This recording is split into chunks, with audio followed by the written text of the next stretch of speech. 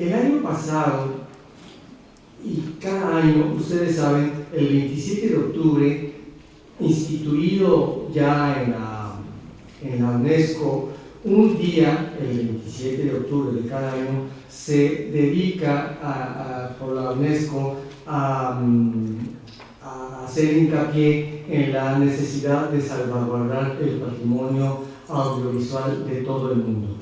Entonces, tenemos todos los archivos que estamos afiliados a la FIAP, la obligación de hacer una presentación importante y de la mejor manera posible cada archivo que muestre al público lo que se puede y lo que se debe de hacer para la salvaguarda de ese patrimonio artístico. El año pasado hicimos como exhibición del patrimonio artístico audiovisual de la Filmoteca la exhibición de este material que se llama Jay Lleida, Eisenstein en México, parte 1 y parte 2, que es una compilación hecha por este hombre Jay Lleida. Pero voy a hacer una brevísima historia de Eisenstein y cómo llega a México. Ustedes vieron inclusive que la propaganda de la reunión de este año es una famosísima fotografía de la película filmada por Eisenstein, El acorazado por Potemkin, que dio la vuelta al mundo y que puso a la cinematografía, además de por Eisenstein, por otros cineastas soviéticos, en la palestra como lo más avanzado, no solamente desde el punto de vista político, sino también desde el punto de vista artístico, estético. Eisenstein era un individuo extraordinariamente inteligente, extraordinariamente sensible, y Eisenstein llevó al plano de la conciencia lo que vio, lo que sintió, viendo, analizando el cine norteamericano. Entonces, después de esas varias obras que Eisenstein hizo con los elementos que tenía a su disposición en la Unión de Repúblicas Soviéticas Socialistas, y después de hacer toda esa gran obra, resulta que se inventa el sonido en Estados Unidos. El sonido como una cuestión fotográfica en la misma película que está mostrando la imagen. Entonces hay toda una cacería, digámoslo así, de Hollywood para encontrar los talentos en el mundo, y lo consigue muy naturalmente, porque pues en Estados Unidos está el mercado más grande y hay una enorme cantidad de posibilidades económicas, y atrae a estos cerebros de todo el mundo y en cada una de las actividades, y en el cine también. Y entonces Eisenstein es atraído después de todos esos famosos triunfos de sus películas, es atraído por Hollywood. Hay la historia de que Douglas Fairbanks Jr.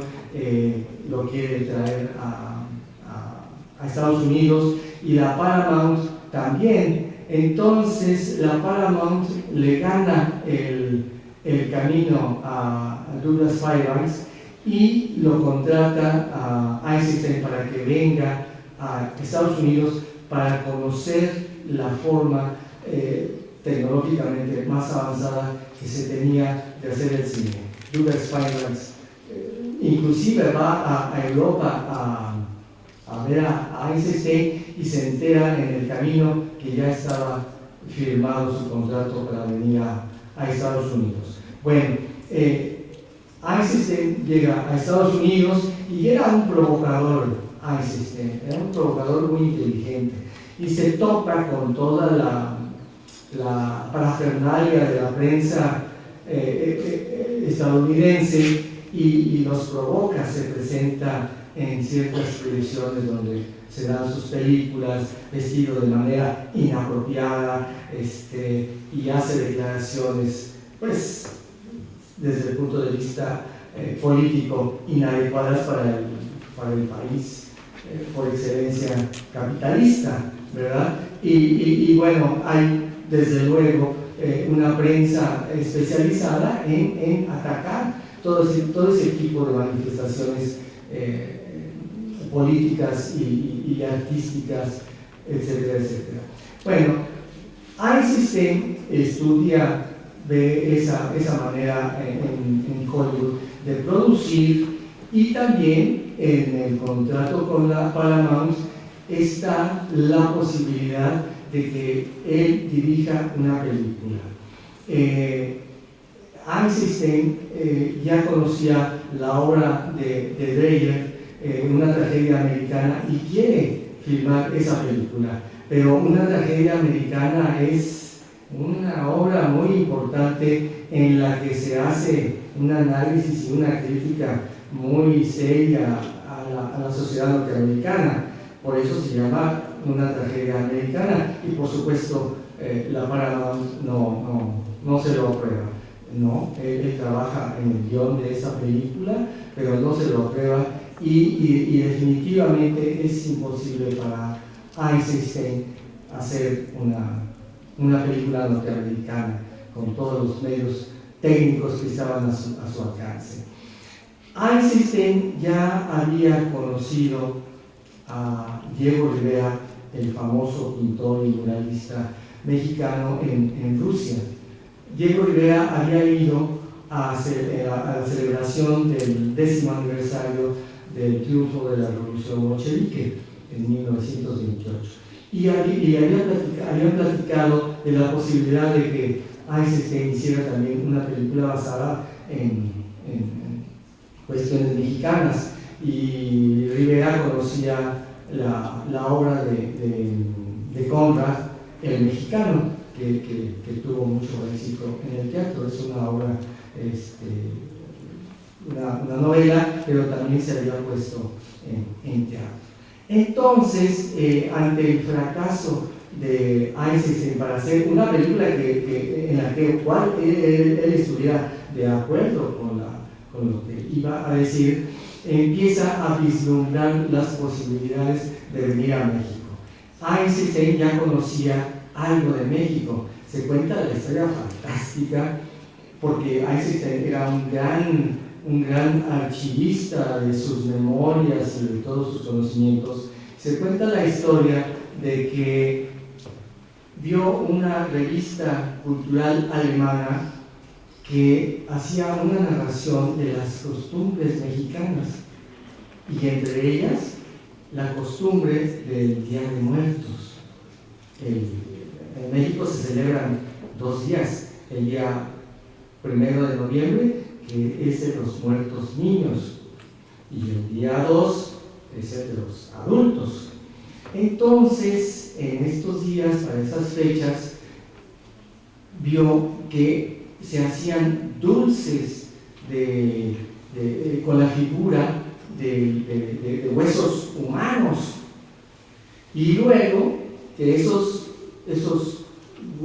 dulces con forma de huesos humanos, que incluían la calavera, también tenían un nombre, y luego esas pequeñas esculturas se las comían los niños, y la gente se comía eso. Y entonces dijo Eisenstein en ese momento: yo tengo que ir a conocer ese país con estas cuestiones culturales.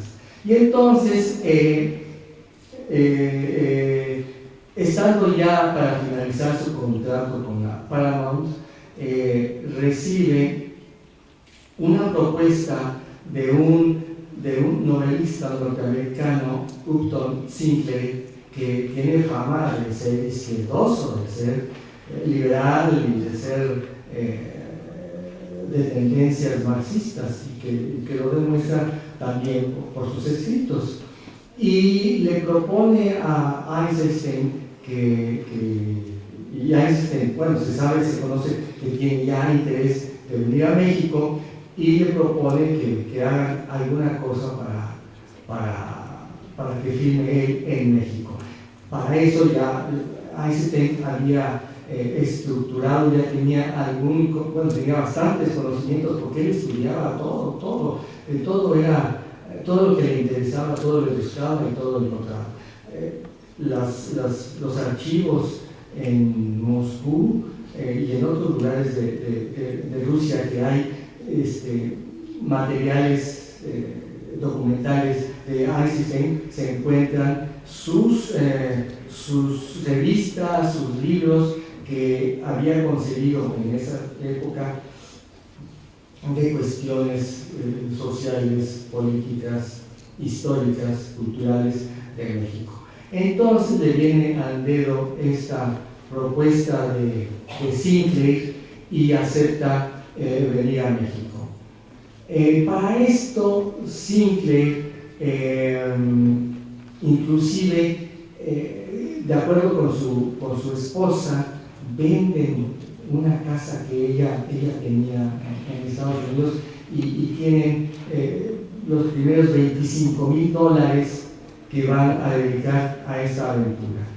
Firman un convenio para que Einstein venga a México, y Einstein pues no estaba solo en Estados Unidos. Einstein siempre trabajaba con dos colaboradores muy cercanos, Edward Tissé, que era camarógrafo, que había trabajado con Einstein en todas sus películas en Rusia, y Gregory Alexandrov, que era guionista y que trabajaba en la realización de los guiones con Einstein de sus películas.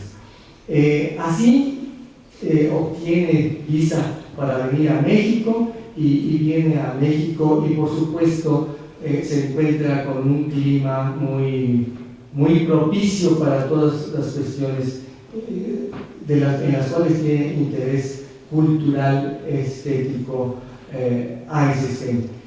Por supuesto se encuentra con Diego Rivera, a quien ya conocía y con quien tenía amistad, y se encuentra pues un campo minado para él, un campo riquísimo, porque en México hay toda una efervescencia que ha surgido del triunfo de la Revolución Mexicana.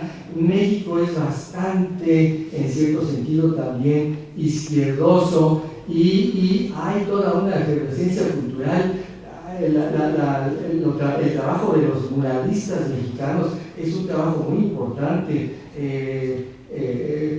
Un ministro de Cultura, José Vasconcelos, muy importante, entrega los murales de muchos edificios públicos mexicanos y paga a los artistas para que en ellos lleven a cabo sus ideas estéticas, culturales, de divulgación cultural, pero pues lógicamente también interviene la política.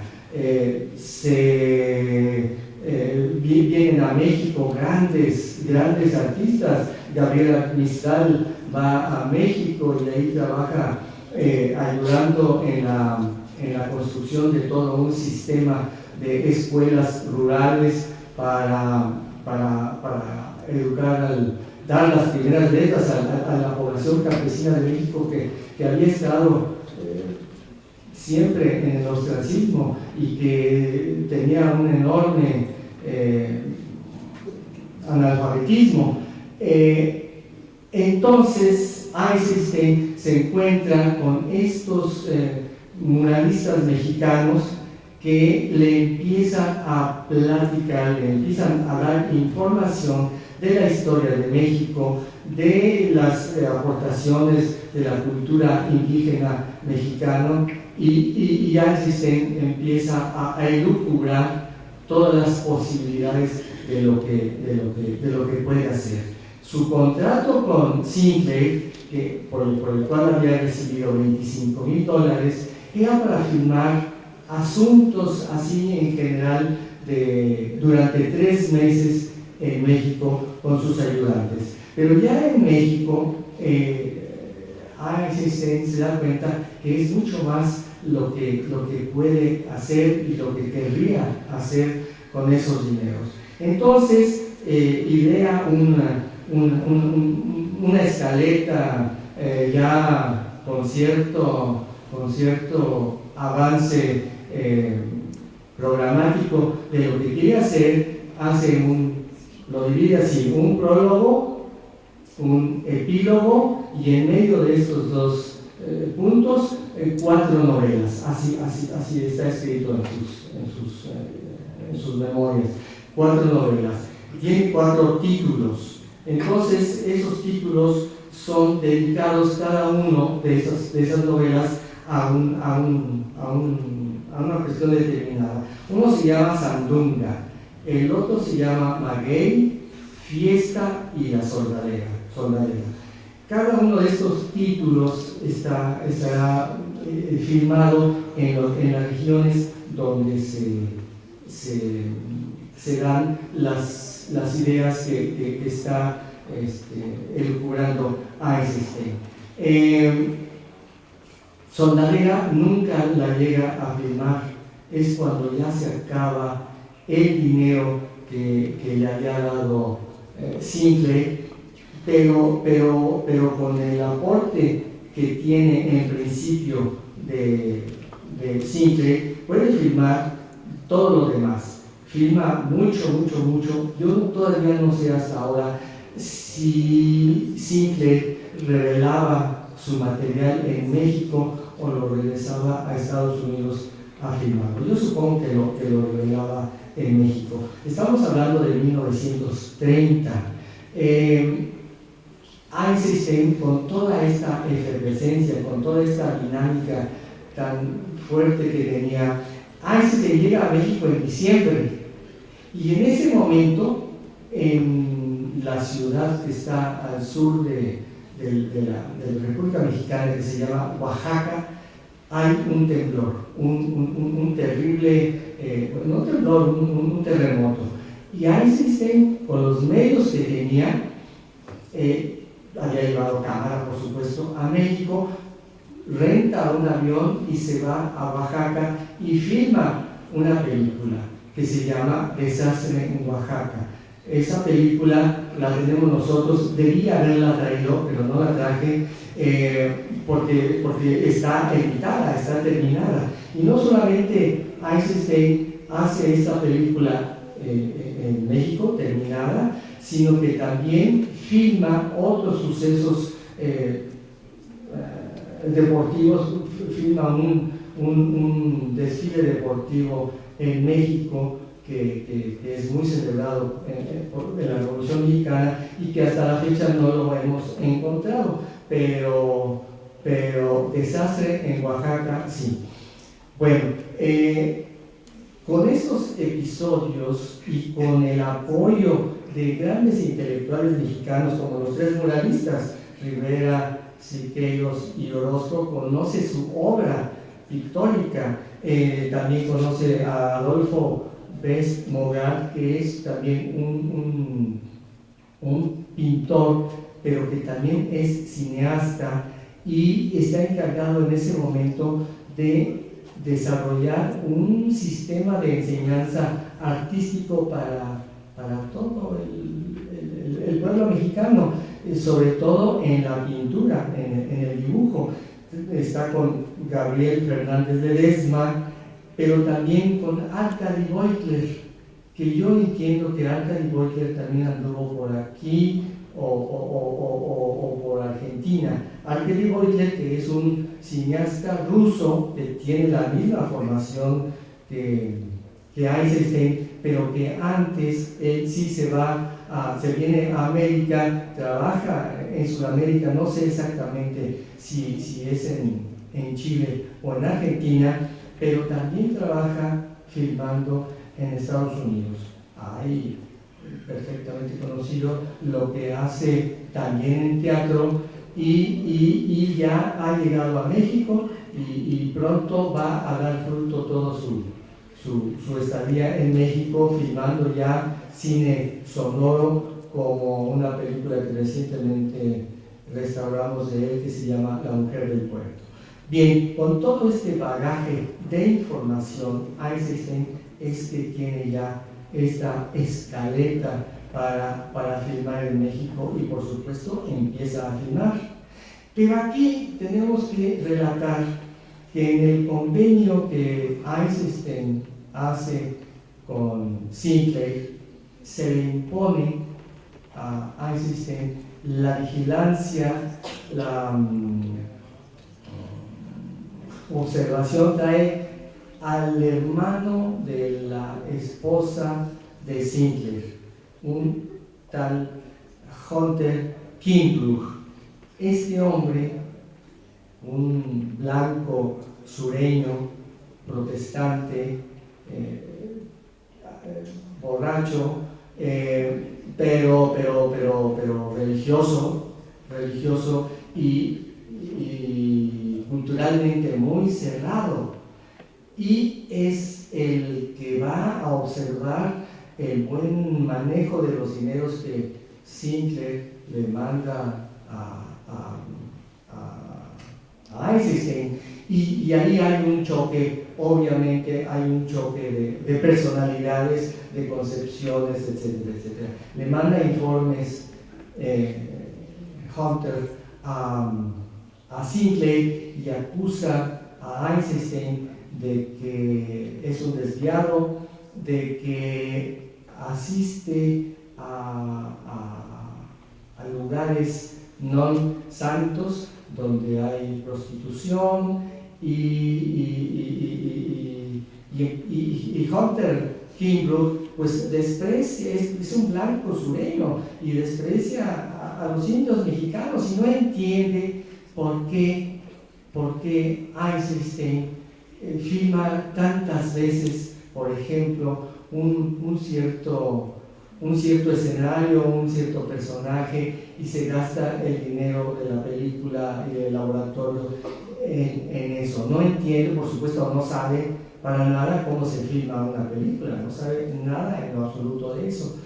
Y empiezan los pleitos y empiezan la intervención de este individuo, y claro también las comunicaciones de Sinclair a Eisenstein, pues de que se comporte de otra manera.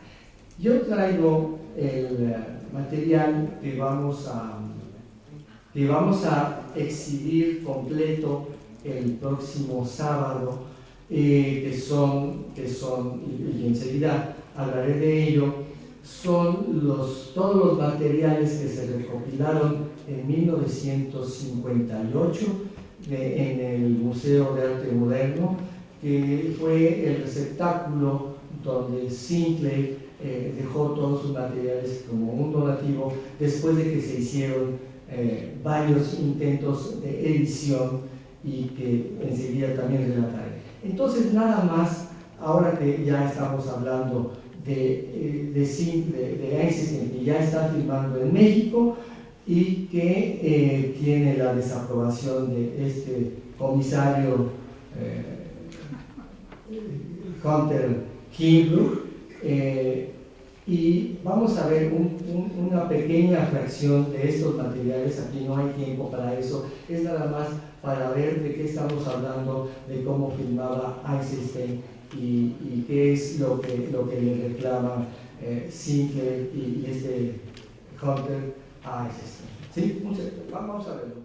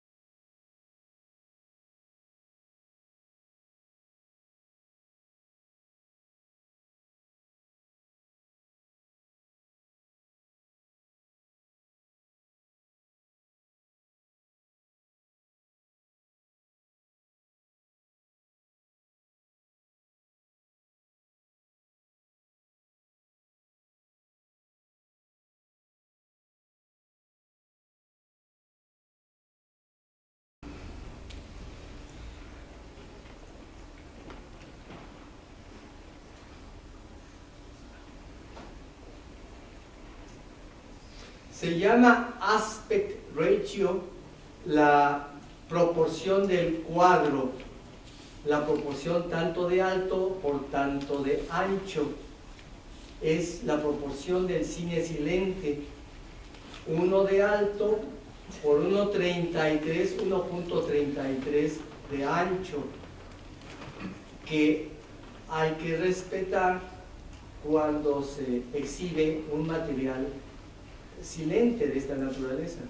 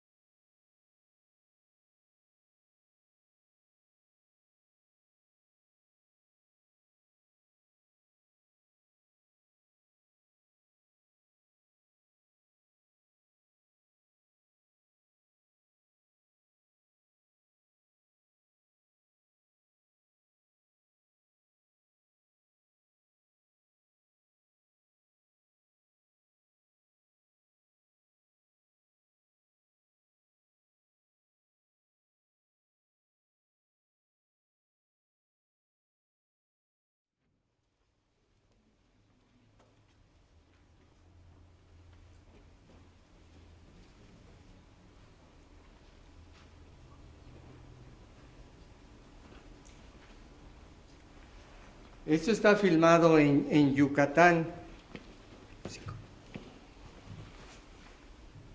Está filmado en Yucatán.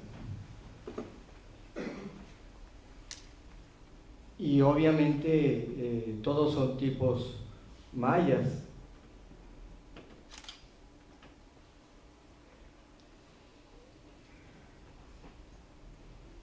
Y hay una famosa secuencia en lo que iba a ser Eisenstein del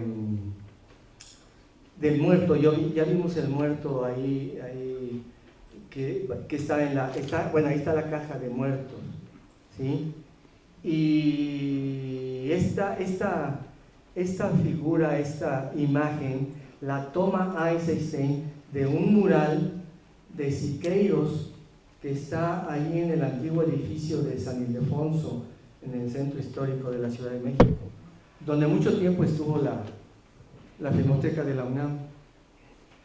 Entonces, no tuvo ningún reparo Eisenstein en apoyarse en la plástica mexicana de ese momento.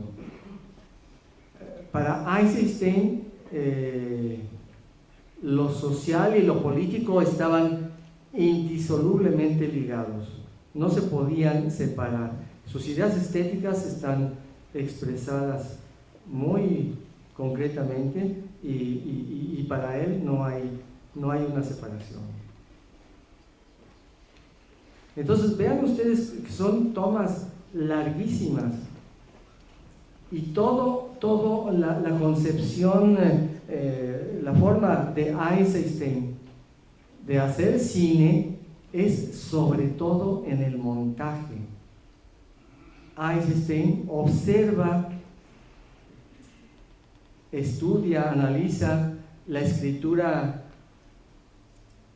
china y japonesa y de esa escritura obtiene y lo lleva a sus escritos conceptos como en la escritura de estos países, no me acuerdo si es en la china o en la japonesa, el ideograma corazón y el ideograma lágrimas reunidos dan el concepto de amor. Y para Eisenstein el hacer cine es eso, reunir todas estas imágenes para que no sea una suma, sino que sea un producto. Entonces toda esta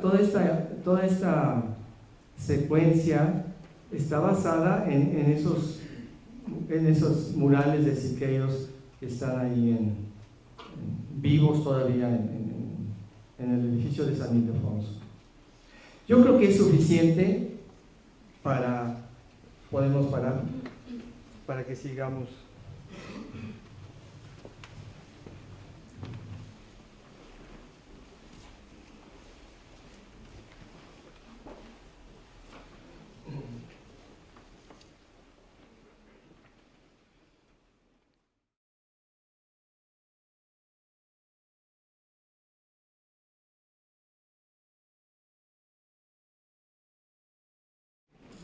Eisenstein filma durante todo el año. Él llega en diciembre del 30 y todo el 31 y parte del 32 está filmando en México. Se le acaban, por supuesto, los primeros $25,000 que había recibido y le mandan otros 25,000, de tal manera que son $50,000 los que gasta en todo este proceso. Por supuesto que estaba en este proceso, pero no había editado nada. Sin duda había visto los rushes, o sea, las partes ya en positivo de estos materiales y estaba al tanto de cómo estaba fotografiando y por supuesto le gustaba mucho todo lo que estaba haciendo. En otras partes de esta misma película vemos inclusive las pruebas que él hace para para tener ciertas imágenes. Hay el rostro bellísimo de una india de Tehuantepec, que es en el sur de México, y quiere ese rostro iluminado por el reflejo del agua del río donde está esta indígena. Y entonces, pues era muy difícil hacer esa toma. Entonces, utiliza diferentes objetos para iluminar a esta indígena mexicana, y todos esos intentos los vemos en este material que ya enseguida relataré cómo se consigue y cómo se obtiene. El caso es que inclusive, bueno, ya dije que hay uno de los cuentos de las novelas que no están filmados, que es el de Soldadera. Para Soldadera es una historia que se va a basar en los hechos de la Revolución Mexicana, ¿sí? Y para esto ya había hablado inclusive con el general Plutarco Elías Calles, general y gobernante de México en ese momento, el jefe máximo se le decía, para que le facilitara tropas del ejército mexicano para hacer esas filmaciones de la Revolución Mexicana. Bueno, llega el momento en que, además, por las comunicaciones de Hunter a Sinclair, en el que Sinclair se enoja definitivamente y le prohíbe, le dice a Eisenstein que no le va a dar más dinero. Entonces, pues es todo un colapso el que sufre Eisenstein, porque es una obra que le ha costado parte de su vida y parte de su sensibilidad artística y de su creación artística, y sabe que está en peligro la hechura de este material. Hay algún documento en que Sinclair le manda decir a Eisenstein que le va a permitir después hacer la edición de estos materiales.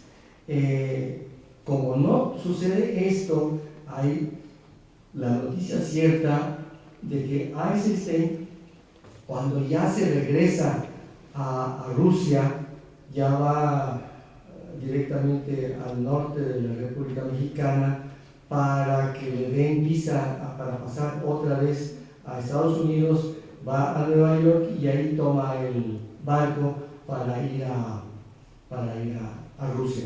Entonces, hay la noticia de que Eisenstein guarda durante meses pegado con un clavo, con una tachuela en su departamento de Moscú, el telegrama que le envió Sinclair, donde le dice que le va a permitir hacer la edición del material que ya estaba filmado.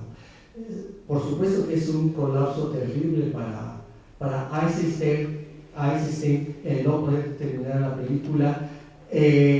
Cae en una depresión terrible y va a dar al hospital, sufre terriblemente y no tiene una gran estabilidad emocional y tiene que ser internado. Pasa 3 meses en un hospital y después, cuando ya sale, durante 3 años no filma nada. Es algo terrible lo que sucede. En ese lapso después, con intenciones de recuperar algo del dinero, Sinclair permite que alguno de sus materiales lo editen otras personas.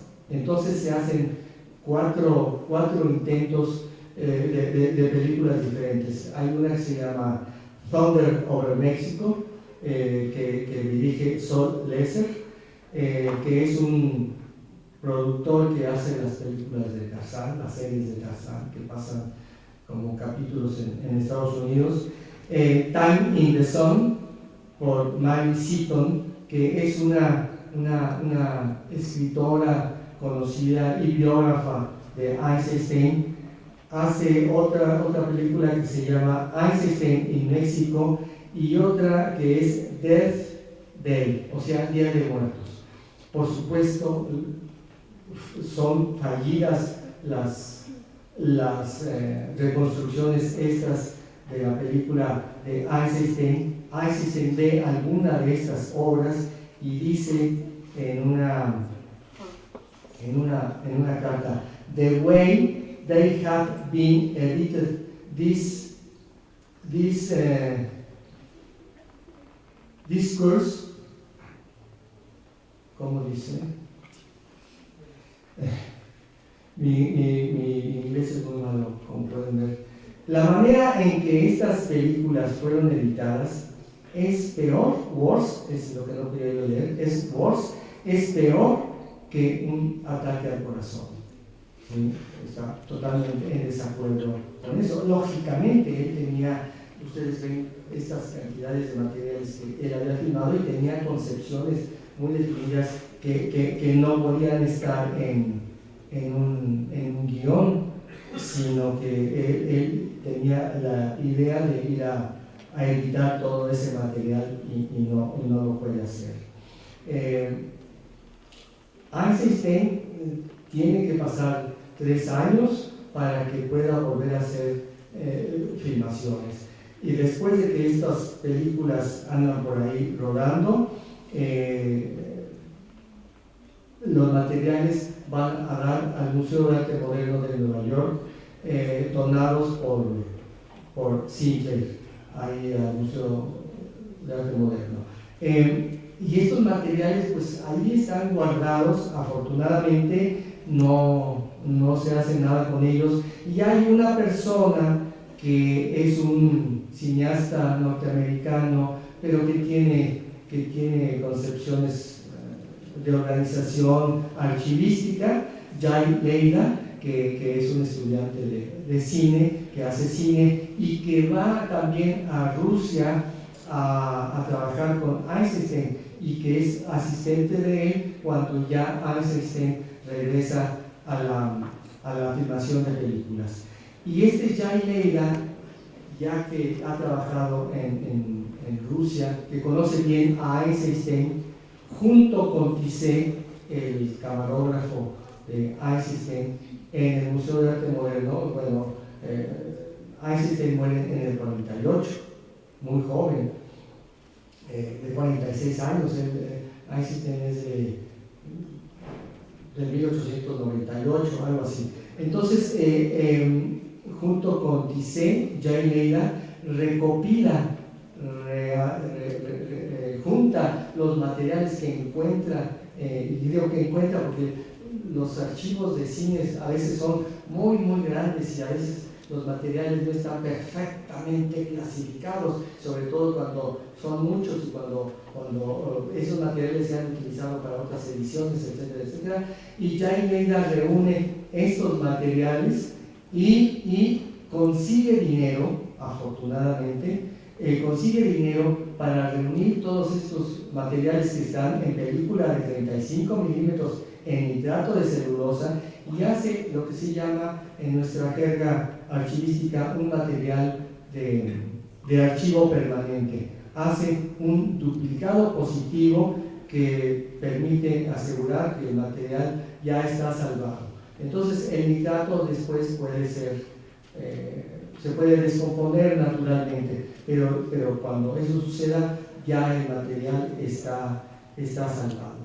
Así Jay Leida reúne todos estos materiales y los pone con esta clasificación que no es una edición, los reúne y los exhibe en Nueva York, y de ellos es que tenemos copia de esos materiales, que se llama Eisenstein en México, episodios para un estudio, parte 1 y parte 2, y que son 4 horas, y que son los materiales que veremos el sábado en esta larga jornada de material. Jan Leida pone algunas indicaciones en estos textos en inglés que dan noticia de cómo él está reuniendo los materiales sin intenciones de edición fílmica, simplemente es de reunificación de los materiales para su mejor observación. Creo que esto es lo más importante que yo puedo decir. Hay muchas cosas, es muy complejo. Cada uno de las novelas de Eisenstein tienen un fundamento estético y un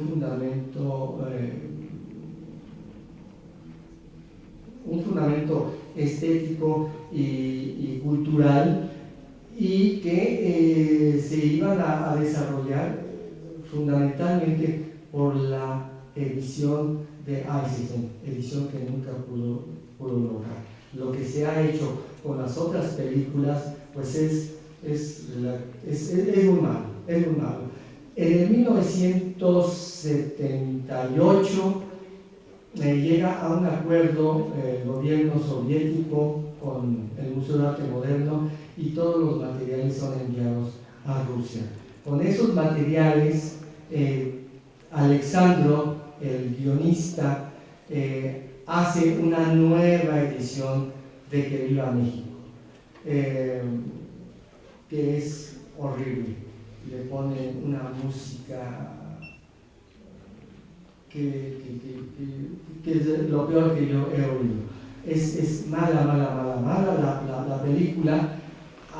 Yo no sé si a otras filmotecas de América Latina, la filmoteca soviética les dio copias, pero a nosotros, a la filmoteca de la UNAM, nos regaló una copia, por supuesto nuevecita, de este material que editó Alexandrov en Rusia en 1978. Entiendo que también le dio una a la Cineteca Nacional de México. Y bueno, es un material pues, que nada más nos muestra lejanísimamente las posibilidades que una película inacabada, probablemente la más importante de la historia del cine, tiene de observación de Eisenstein, de la plástica mexicana que está dada por su cultura, por su gente. Hay encuadres, hay representación, fotografía del indígena mexicano con su cultura, con su vestimenta, con sus lugares de origen, que son verdaderamente fantásticas. Es una visión que además nosotros reconocemos como que influyó mucho en el cine mexicano de los años 30 y de los años 40, en donde se hizo tanto cine referido a la Revolución Mexicana. El término de eisensteiniano es para clasificar una forma de ver al mexicano, de ver la cultura mexicana, y todo es debido a cómo Eisenstein en su periplo hizo filmando nuestra cultura. Creo que es lo que les puedo decir de esta fallida pero muy importante visión, una más de lo que México tiene y que comparte al mundo, aunque sea de esa manera. Gracias.